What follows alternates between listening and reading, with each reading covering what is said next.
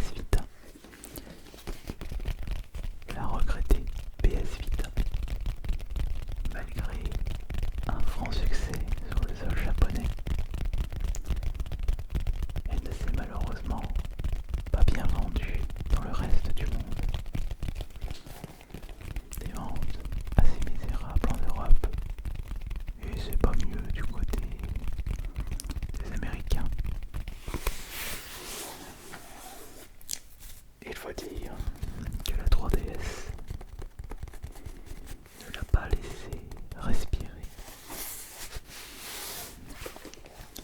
Et il n'y a pas eu assez de soutien de la part de Sony, mis à part au Japon. Et contrairement à l'archipel, pas assez de jeux sont sortis dans le reste du monde. Et pourtant, la bibliothèque PS Vita au Japon est très bien garnie. Et si on avait un petit peu de chance pour une sortie française, il ne fallait pas s'attendre à une traduction française.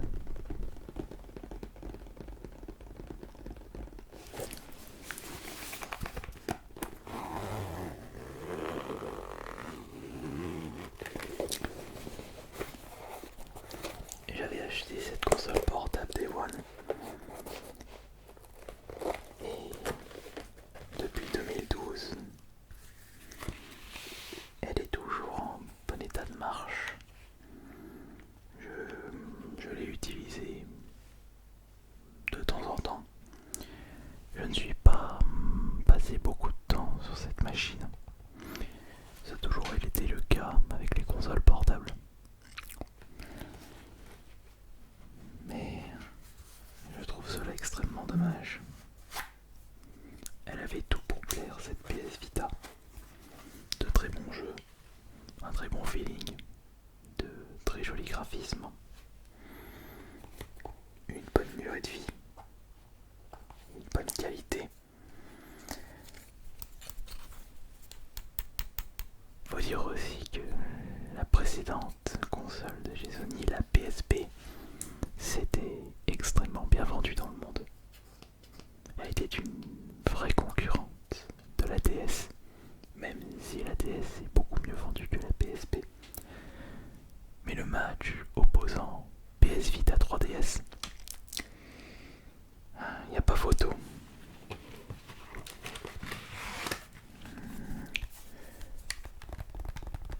Regardez, écran tactile,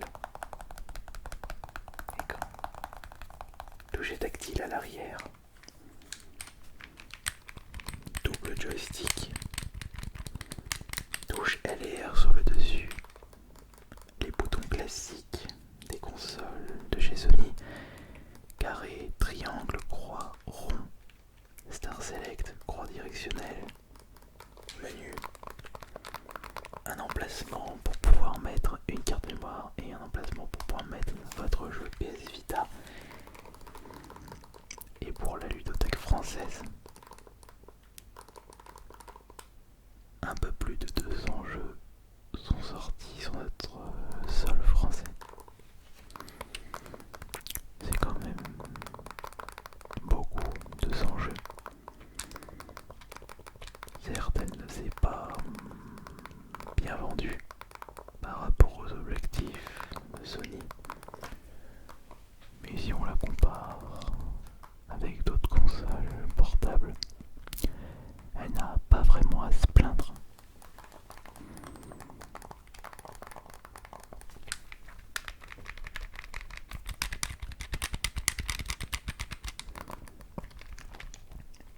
Par contre, il n'y a pas de touche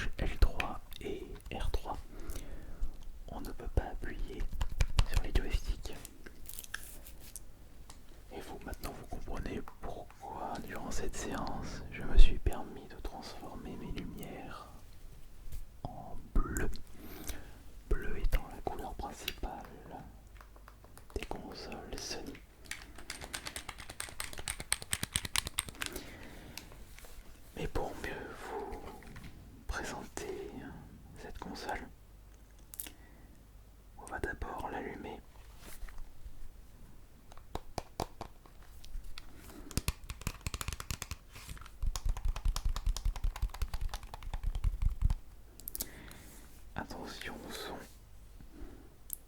Ça faisait tellement longtemps que je n'ai pu allumer la console que la date et l'heure s'est réinitialisée.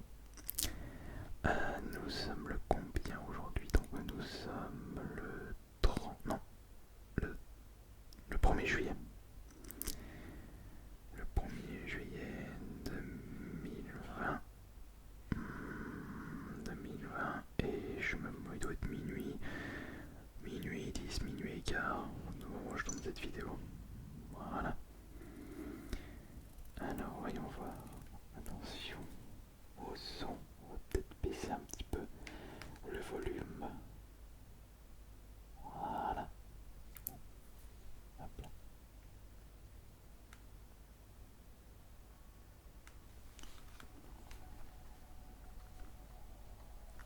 Cette petite musique relaxante.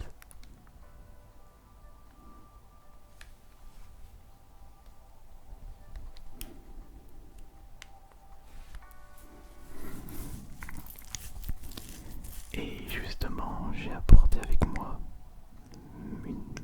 5 jeux qui m'ont particulièrement marqué sur cette PS Vita, même s'il y en a beaucoup plus.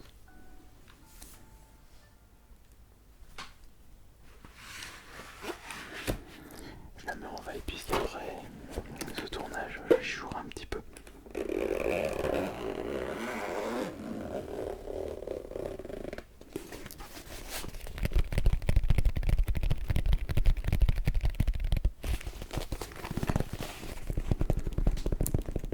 Elle est toujours restée dans sa petite sacoche de protection.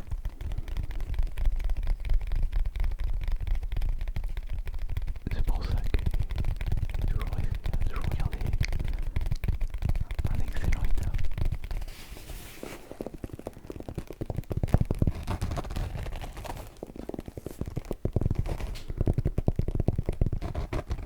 Mais concernant les jeux, alors, ils sont juste ici, juste dans ce petit sachet.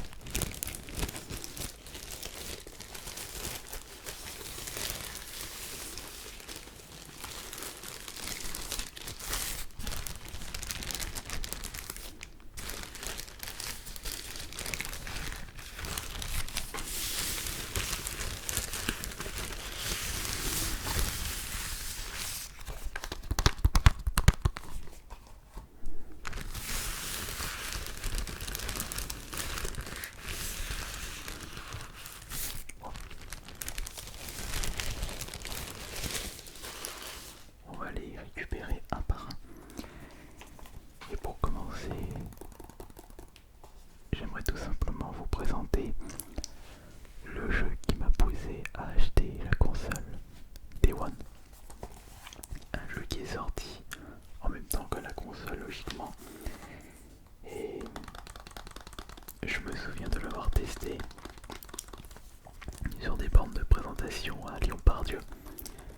Il y avait justement une animation temporaire au milieu du centre commercial pour la prochaine console de chez Sony, la PS Vita. Et j'avais pu tester Wipeout 2048. Sachant que je suis très très fan des jeux de course futuristes avec beaucoup de sensations de vitesse, de la difficulté. J'avais passé de très agréables moments sur les Wipeouts PS3 et même un petit peu sur les Wipeouts PSP. Je me souviens, je crois que c'était Wipeout Pulse qui m'avait bien plu sur le PSP. Et il y avait une compilation sur la PS3. Et celui-ci est un épisode inédit. Et j'ai tout de suite apprécié.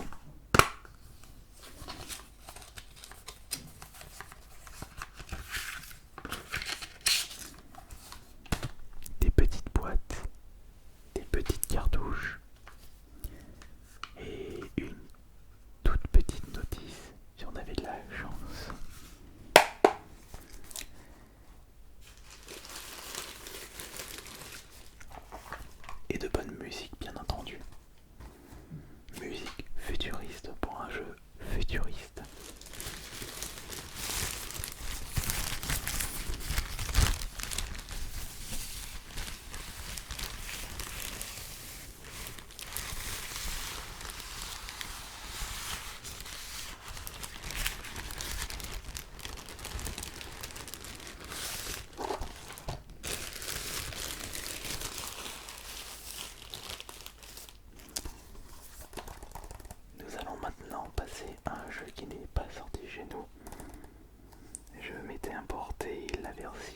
Asian de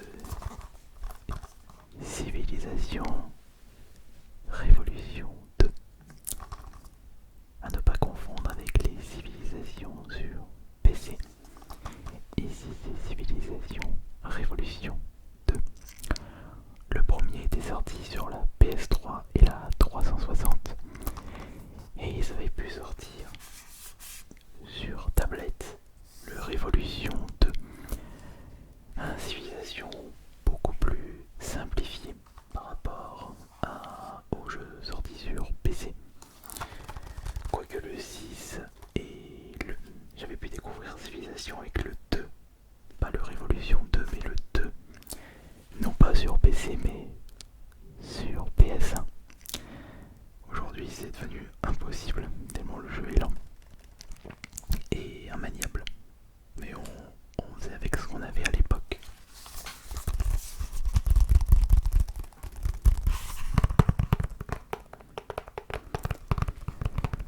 Et The Civilization Révolution 2 était sorti sur tablette et ils ont décidé de sortir une version digitale mais une version boîte en version Asian. Je me l'étais fait importer. Et c'est un des jeux auxquels j'ai passé le plus de temps sur cette PS Vita. Très fan des civilisations.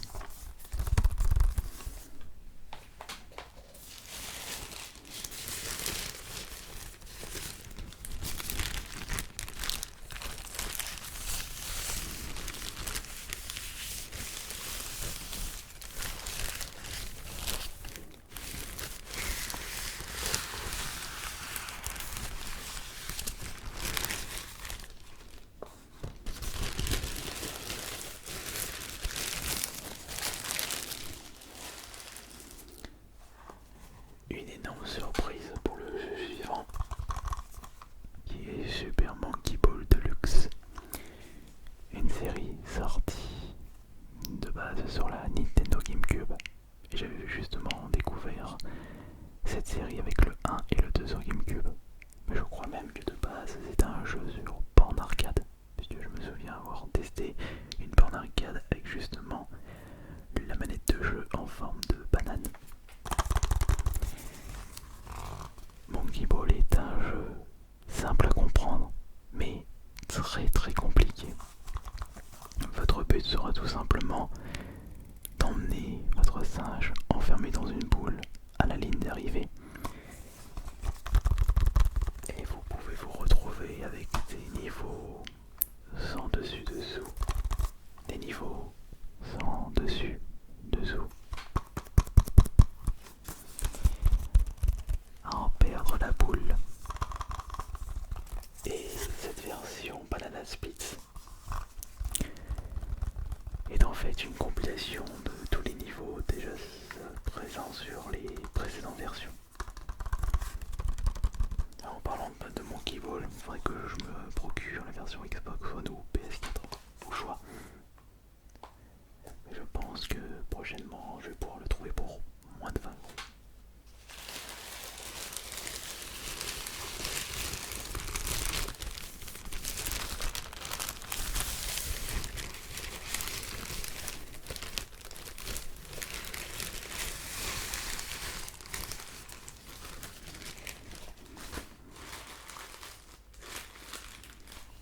On va retourner dans le genre course avec Sonic All-Star Racing Transformed, également sorti sur les consoles de salon.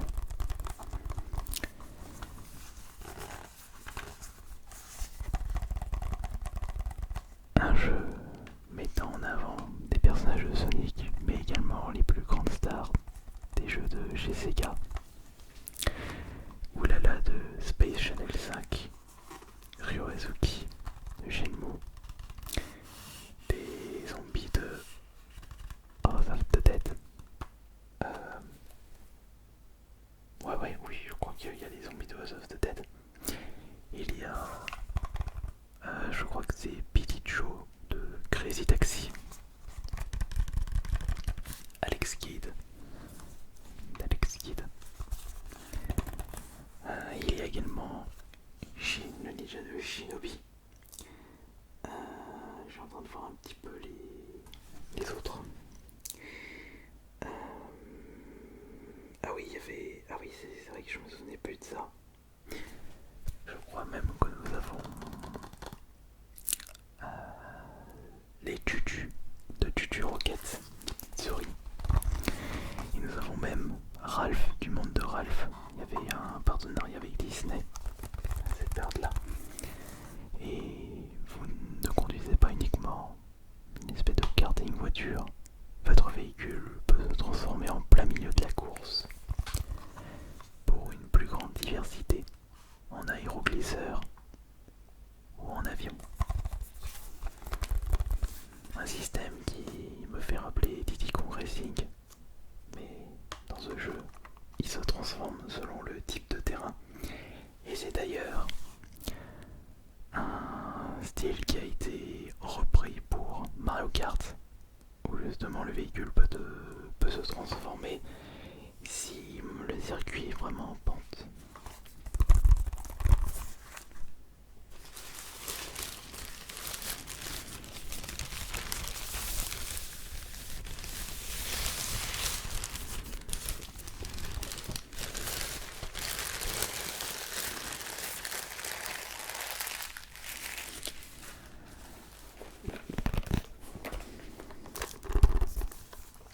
Et nous allons maintenant terminer avec un jeu vitrine de la PS Vita, Uncharted.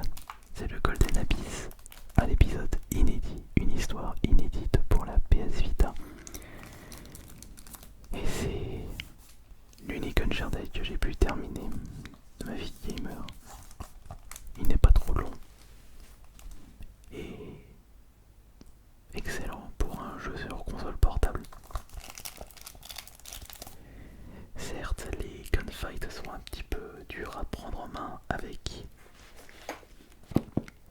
la PS Vita. On va dire que cette console n'est pas vraiment adaptée pour les TPS et les FPS, mais par rapport à la 3DS, on n'a pas besoin de rajouter un joystick supplémentaire sur le côté. N'est-ce pas Resident Evil?